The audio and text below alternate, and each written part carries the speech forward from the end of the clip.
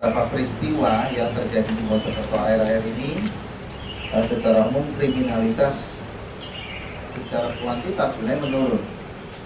Namun begitu ada satu peristiwa yang mungkin sempat membuat kita turut prihatin semua dari sisi kemanusiaan, yaitu peristiwa terjadinya penganiayaan yang mengakibatkan luka berat maupun meninggal dunia, yang sebenarnya dilakukan oleh dalam ratu lingkup keluarga. Adapun peristiwa ini, sebagaimana yang sudah diberitakan kepada publik, terjadi di daerah Kecamatan Puri, di tanggal 6 Mei 2026 yang lalu, terjadi di pagi hari, di mana pelaku ini yang sudah diamankan oleh Polres Mojokerto. Namun dalam proses penangkapan ini betul-betul banyak pihak yang turut membantu selain dari Polres Mojokerto. Ada dari Assemro, kemudian ada dari Jatangras, ada dari keluarga atau teman dari pelaku itu sendiri yang berhasil membujuk supaya yang bersangkutan menyerahkan diri. Ya, jadi kita meluruskan friksi kalau ada friksi-friksi pemberitaannya. Nah, jadi yang muncul beberapa friksi di luaran tentang profil yang bersangkutan. Kami benarkan bahwa yang bersangkutan ini berprofesi memang di dunia entertain secara keliling. Jadi secara ekonomi memang keluarga baik pelaku maupun korban ini berada dari lingkungan yang ekonominya pas-pasan.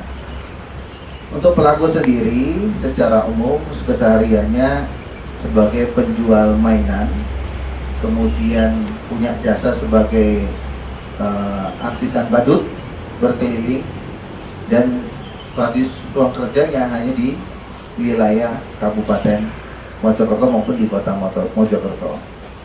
Nah, tentu ada beberapa muncul di media tentang profil-profil yang bersangkutan.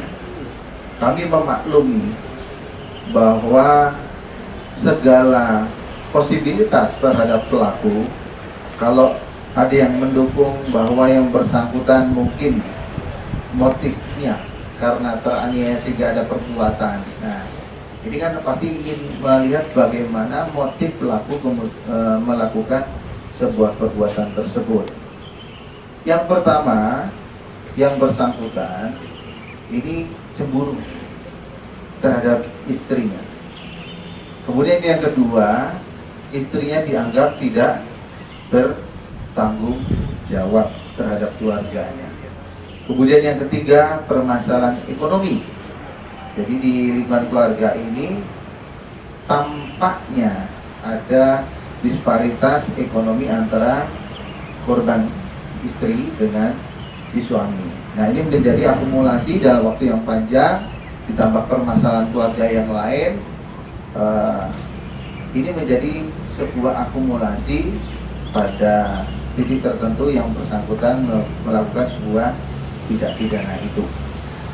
Kemudian juga sama bagaimana motifnya si pelaku terhadap korban ibu mertua yang meninggal dunia.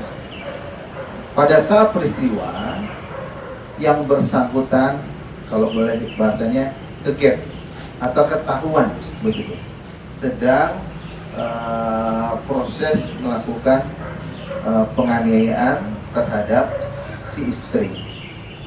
Nah, tentu yang bersangkutan merasa panik, kemudian langsung melakukan sebuah perlawanan atau tindakan, langsung mengambil posisi untuk menyiapkan melakukan aksi dengan menusukkan kepada ibu mertuanya sebanyak 3 kali dan menggorok di leher sebanyak 2 kali.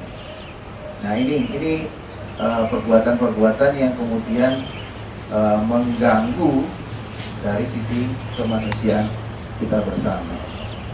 Adapun display Yang sudah kita sajikan di depan adalah beberapa barang bukti. Ada kurang lebih 12 item. Ada pisau dapur yang digunakan untuk membunuh, kemudian potongan baju milik korban, kemudian ada pakaian dalam, bando, kain lap, topi, kunci rumah, kemudian potongan celana dalam, celana pendek, kaos, celana panjang, dan yang terakhir handphone ya dari yang sudah bisa kita amankan. Tentu terhadap peristiwa kasus ini kepada tersangka dikenakan pasal berlapis, yaitu pasal yang dipersangkakan yaitu pasal 466 ayat 2 KUHP dan atau pasal 44 ayat 2 Undang-Undang Republik Indonesia nomor 23 tahun 2004 tentang penghapusan KDRT dan atau pasal 458 ayat 1 KUHP. Tentu masing-masing dari pasal-pasal ini memiliki ancaman pidananya. Ketika mengakibatkan luka berat, misalnya di pasal 46 ayat 2 itu maksimal penjara di 5 tahun, sehingga bisa dilakukan penahanan juga oleh kepolisian ditambah dengan alasan-alasan penyidik yang lain. Di pasal 44 ayat 2 juga demikian, penjara paling lama di 10 tahun penjara. Sedangkan di pasal 458 ayat 1 KUHP khusus klausul pembunuhannya pidana penjara maksimal di 15 tahun. Secara estafet, rekan-rekan, penyidik melakukan kerja maraton untuk melengkapi semua eviden.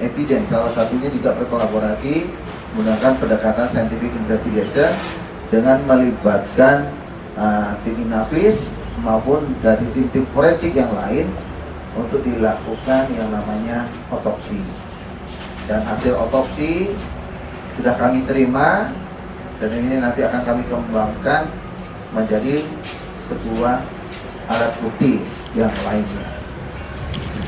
Nah, tentu demikian secara